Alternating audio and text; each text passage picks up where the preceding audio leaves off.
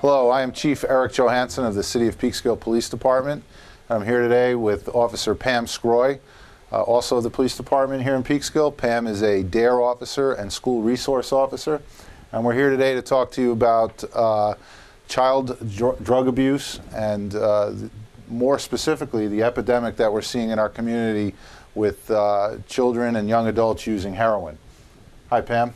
Hello, Chief. How you doing? Good, thanks. So what we're doing today is we're really trying to educate the community and specifically parents and adults on the dangers of drugs, which I'm sure they're aware of, but also what signs to look for and how specifically one might know if their child is either experimenting with drugs or getting involved in what we call gateway drugs, and then giving information and resources for parents and adults to follow to hopefully help their children. So we'll start off. Pam has put together a brief presentation or a slideshow that we'll go through right now, and hopefully you find it informative. Excellent. Go ahead, Pam. All right. Well, let's start off by talking about what is a gateway drug, because a lot of times people don't really know what that means or what it is. So a gateway drug is pretty much a drug that people believe is going to lead to the use of harder drugs. So for example, marijuana, tobacco, and alcohol are gateway drugs that would lead to harder drugs such as cocaine or heroin. These are drugs that are commonly available and Yes. really sometimes don't have the stigma attached to them that Right. some of the harder drugs do. Yes. You know, they're more readily available in the community. Young people can get it because it is at home alcohol.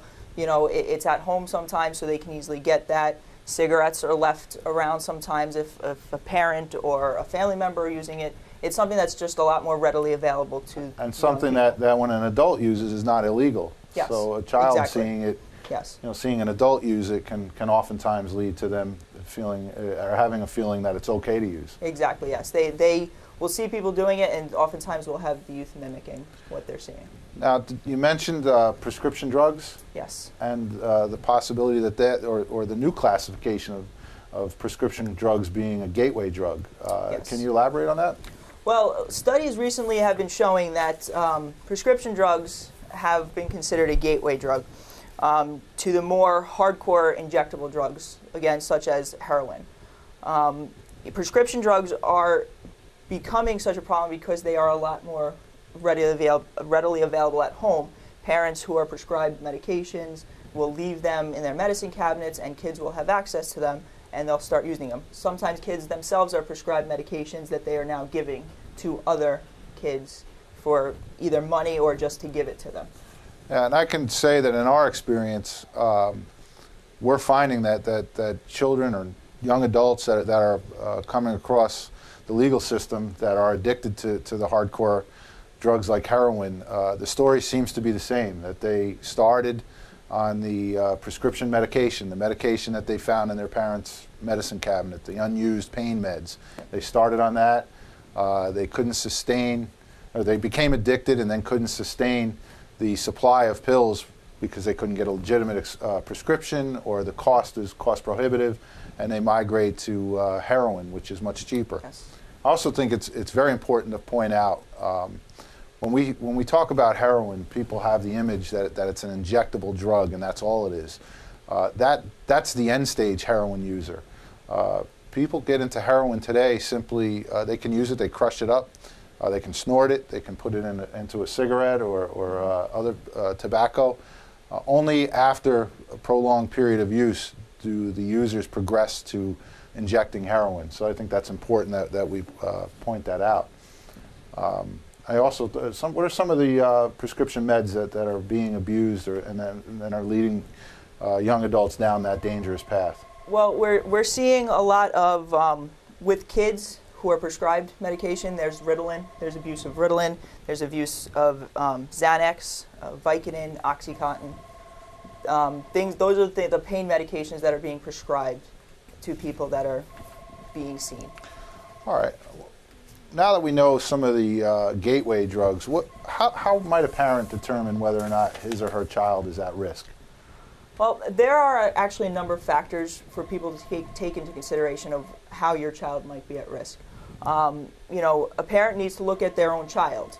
Is their child, if they have mental health issues, or if, you know, what their attitude is towards drugs. If they feel that it's not a big deal to use drugs, then they very well could be at risk for trying it, using it. Peer pressure, big thing. Peer pressure, you know, kids today, their biggest thing is making sure that they fit in, that, you know, they want to hang out with their friends, and if they're hanging out with friends that are doing it, they might very well be pressured into using drugs. You know, you bring up friends, Pam, and I think that's an excellent point. I think parents need to know who their child's friends are, and Yes. especially be vigilant when they see a pattern where maybe their child is changing friends, or they're hanging out with people they don't know. Yes. It's very important to know who your children are hanging out with. Yes. And one of the red flags that should pop up would be when your child is making excuses or justifying their new friend, but not giving you a lot of information about who they are. I think parents have to Yes. really trust their instincts. Yes, most definitely. And parents need to have these conversations with their kids, you know, talking to them and asking those questions, because I know a lot of times parents don't want to ask the questions Right. and talk to them, but they have to be very vigilant, observant of what their kids are doing. And also, I think parents have to walk a fine line. They have to toe the line between being a friend. Parents should not be friends to their children. They have to be parents first. That's not to say they can't be friendly, but also they have to be careful not to talk down to their children. They can't ostracize them or insult them. We've seen it. We've seen parents talking inappropriately to children, and that's just going to drive them away and towards other outlets. So it's a difficult job being Yes. a parent, especially today with all the vices and ills that are out there. Yes, I couldn't agree more. Some other things just also to look for in regards to some risks, obviously family history. You know, if there is a history within the family, that's going to play a role. Good point. School issues, if, you know, a child is struggling in school, maybe they're being bullied. Bullying is a big thing right now with the schools. You know, they're very vigilant in making sure that they try to combat bullying. But if a child is being bullied, it could lead to them using drugs. And community issues. You know, if a community's attitude towards drugs is one where it's not a big deal to do, that could also be a risk factor for youth getting involved in drugs. Yeah, and you bring up peer pressure, and I think parents, adults, they succumb to peer pressure as well sometimes. We Yes. talk about the warning signs and what to look out for. What about when you see the warning signs? We've found that parents sometimes go into a state of denial at that point, and they don't want to recognize what's right in front of them. Yeah. And a lot of times that's in my experiences, is due to the fact that the parent is afraid of what their friends might think about them and their family. Yep. I think parents need to know that if it's right in front of you, react accordingly.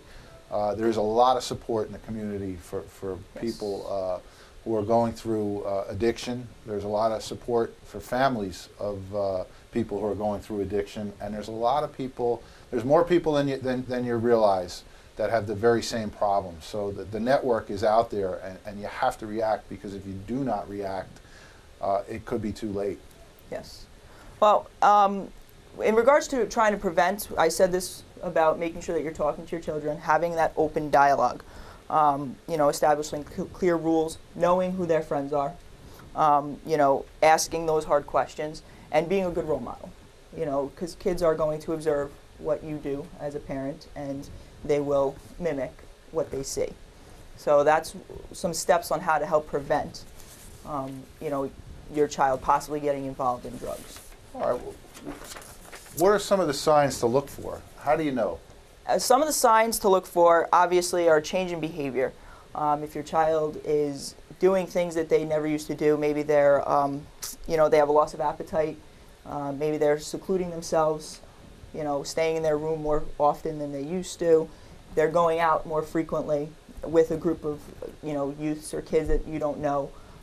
You know, they're leaving the house earlier, they're coming home a lot later and not giving you excuses. Those are all things to look for. Changes in their personal appearance. Right. I mean, if we look at this slide, we see a photograph here of a young a young woman who has a significant change in her appearance. Yes. She goes from a pretty young woman and on one half of the slide, and you can see that the hood's up, and Yep. there's a complete change in her appearance. Yes, the clothes that they're wearing, that's, that's all signs. If they look like they're tired, those are all signs for you to look for. If you're noticing issues at home, maybe you're noticing that there's money missing or jewelry missing. That could be a sign that maybe your child is taking items to pay for drugs. Yeah, and that's oftentimes overlooked, and for a reason. I mean, that's part of the reason why people steal from family members to support their habit. It's much easier to victimize the people you know, and I also think that there's a hope amongst those that do victimize their family members that if they get caught, there'll be a lack of prosecution. So yes, they are definitely hoping that, being that it is their family, they will look past it and say, okay, we'll forgive you for doing this. Absolutely. So, what kind of items should we be looking for? What might a parent look for in maybe a child's dresser or in their bedroom or in their backpack? if you do suspect that your child is using, some of the telltale signs would be, paraphernalia such as pipes or rolling papers, green leafy substance, which is also known as shake, which is marijuana residue, needles or syringes, pills lying around, tinfoil. It's used to smoke a drug. Other items that you could look for are rolled up dollar bills or pipes, white powdery substance left in areas, plastic baggies, or rolled up cellophane or plastic wrap. That's sometimes how they store drugs. So these are all types of items that would be key for you to keep. If you see them, then you definitely might want to have your red flags right, raised. and then getting back to the gateway drug, tobacco, marijuana, alcohol, there's certainly odors that will be present. If your child comes home from a party and smells like smoke, whether it be tobacco smoke or marijuana smoke, Yes. You need to question your child about that. Isn't that correct? Yes, definitely. Again, having that open line of communication. Speaking of odors too, a lot of times what you might notice teens doing to try to mask the odor is having a lot of cologne, perfumes, air freshener. Sometimes they can even roll up a towel and put it underneath the door to try to prevent odors from seeping underneath doors. So those are also things to look out for. Right, and I think the main theme here is to always look out, question your child, be involved in your child's life to the point that maybe it becomes a nuisance.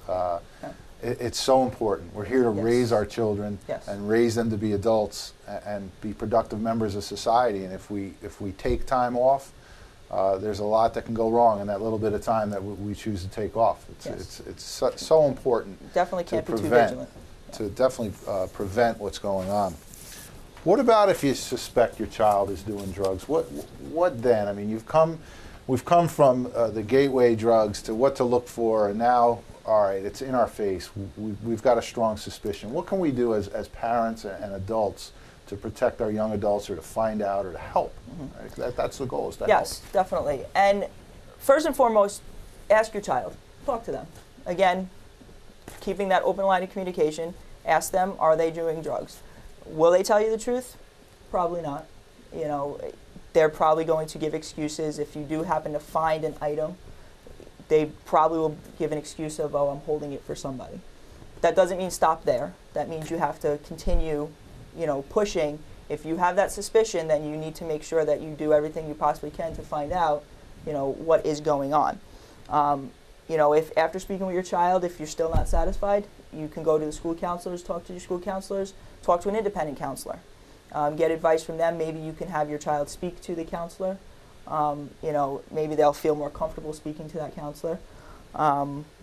Speaking to a physician, they're another good person to contact and talk to. Even contacting, if you get to that point, you can contact your rehabilitation facility and ask their advice. How can you confirm your suspicions? I mean, are there drug tests out there that a parent can access or can use and really confirm the suspicion, or perhaps find that they're wrong? Of course, there are drug tests available online at many sites.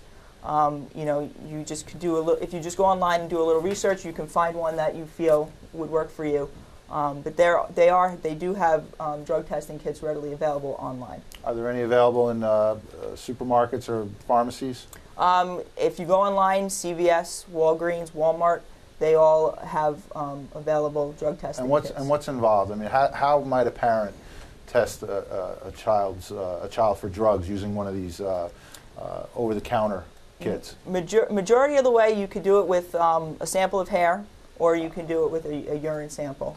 Okay, so where a urine sample may be a little bit more difficult, you could simply go into a hairbrush. Yes. Okay, so there's an expense involved, I'm sure, yes. but you know that expense is well worth it. Yes, definitely. If you have that suspicion and you feel that you need concrete confirmation, this is one of those avenues that you can take to get that. And where else can a parent or an adult get some further information? There are a lot of different areas which are on this slide for you to go and get help. You could contact, we have Family Ties right here in Peekskill, but there's also Family Ties throughout Westchester County. The Westchester County Probation Department, if you call them and contact them, they will be more than willing to give information if you find that you fear that your child is using or abusing drugs. There's many websites, drugfree.org, the ncpc.org, or National Crime Prevention Council. That's what that stands for, drugabuse.gov. Rehabilitation facilities here, you have St. Vincent's Hospital, you have Four Winds. These are all great places to contact if you really do feel that your child might have an issue abusing drugs. Okay, and I think it's important to point out that drug abuse is an illness. It's classified as such. Yes. And I can't speak for every insurance company, but I would imagine most insurance companies would cover a certain portion of rehabilitation. But you know, we can't give up on our children. We have to help them. And there are just so many resources out there that people just aren't aware of. It's our hope by producing this short program that we've given an informative session. By no means are we experts. You know, I'm a parent. I'm not an expert parent by any means, but as police officers, we have a unique opportunity to speak with people who abuse drugs, people who have been caught with drugs, and we get to share in their perspective. So I think it's important that we get that out to you, the public, and hopefully you find this informative. I think Pam brings a wealth of information to the table with her experience as a DARE officer and a school resource officer. You know, I also want to point out that a lot of parents have the misconception that their child goes to a DARE class for 15 weeks in 5th grade, and that's going to cure them or you know, cure them for life. They don't have anything to worry about after that, and it's an evolving process. You have to be involved. As a parent, you have to be involved and know what your child is doing and ask those tough questions. Yeah, and don't take no for an answer. Don't stop until you like the answer. Mm-hmm. Use your instincts. Let's protect our children. Let's prevent the tragedy that's you know, becoming an epidemic in our county and around the nation. And together, let's partner and really rehash the war on drugs and do what we can to save our society. And by all means, a major resource for at least this community and even surrounding communities. Contact the City of Peekskill Police Department. We can be reached at 914-737-8000. You can ask for a specific officer. If you'd like to speak to me, I'm the chief, Eric Johansen. You can ask for Officer Sgroi, Pam Sgroi. If you have information on drugs or illegal narcotic sales or trafficking, feel free to anonymously provide that tip through the same telephone number. We need to take a multi-faceted approach towards combating drugs in this community and surrounding communities. We have dedicated our crime-fighting resources. Here we're trying to provide an educational component, but again, it's going to take us all to successfully keep our children safe and keep our community safe from the ills of drugs.